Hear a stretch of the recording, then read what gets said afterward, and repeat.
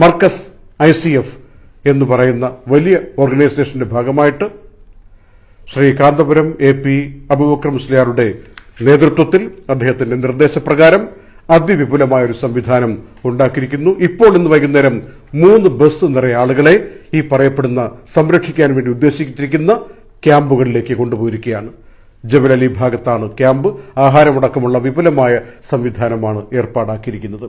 ഇനിയും കൂടുതൽ ക്യാമ്പുകൾ എടുത്തുകൊണ്ട് കുടുങ്ങിപ്പോയ യാത്രക്കാരെ കൊണ്ടുപോയി താമസിപ്പിക്കാൻ തയ്യാറാണെന്ന് ICF മർക്കസ് വക്താക്കൾ ദുബായ് വാർത്തയെ അറിയിച്ചിട്ടുണ്ട്.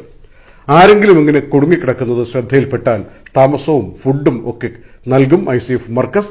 055-233-7863 055-233-7863. ആർക്കെങ്കിലും ഉപകാരപ്പെടട്ടെ.